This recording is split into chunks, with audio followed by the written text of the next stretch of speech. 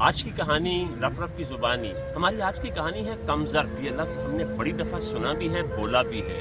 آج میں آپ کو ایک اوریجنل کہانی سناتا ہوں. یہ 1976 کی بات ہے کہ میرے ایک دوست کے کان کا آپریشن تھا، اور یہ وہ زمانہ ہے جب کان کی سرجری بڑا تکلیف دہ آپریشن کے ساتھ ہوا کرتی تھی. بڑا ہی تکلیف دہ آپریشن کے ساتھ ہوا کرتی تھی.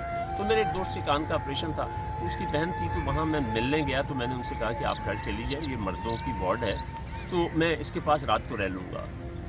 اب وہ چلی گئی تو اس کو ہوش آنے میں ابھی 3-4 گھنٹے باقی تھے. تو میں نے باہر گھومنا پھرنا شروع کیا. تو ایک وارڈ میں نے ایک شخص کو دیکھا کہ وہ خود 40-50 سال کا ہے، اور وہ اس بزرگ کے پاس بیٹھا اونگ رہا ہے. تو میں اس کے پاس گیا، سلام کیا.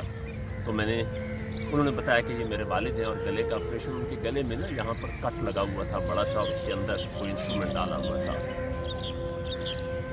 میں نے ان سے کہا کہ اگر آپ باہر گراؤنڈ میں سو جائیں تو میں آپ کے والد کے پاس بیٹھ جاتا ہوں، کیونکہ میرے تو ابھی دوست جس کے مریض ہے اس کو تو 3-4 گھنٹے لگیں گے ہوش میں آنے. اس شخص کو شاید سہارے کی تلاش تھی، وہ بالکل ہی رجسٹ نہیں کیا، فوراً اٹھ کے چلا گیا.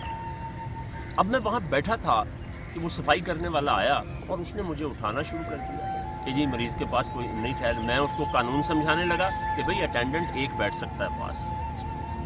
وہ بدتمیزی پہ آیا. تو وہ بزرگ جو تھے انہوں نے بڑی مشکل سے بولنے کی کوشش کی، تھوڑا سا زور لگا کے. تو ان کے گلے کا انسٹرومنٹ نا ایک دم سے باہر آیا. تو میں ڈر کے کہ کچھ ہو نہ جائے باہر چلا گیا.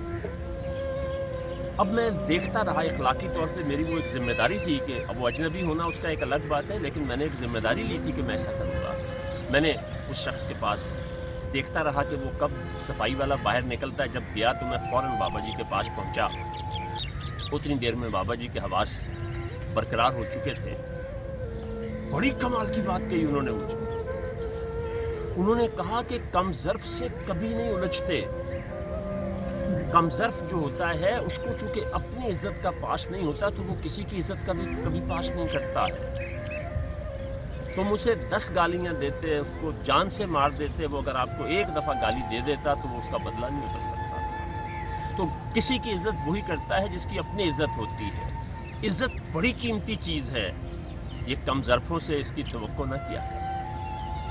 یہ زندگی کا میں نے اتنا بڑا سبق سیکھا کہ آج 43 سال ہو گئے ہیں. میں نے اس کی وجہ سے اپنی زندگی میں بہت ساری آسانیاں حاصل کی ہیں. اللہ آپ کے لیے بھی آسانیاں پیدا کرے اور کم ظرفوں سے بچ کے رہے. بہت شکریہ.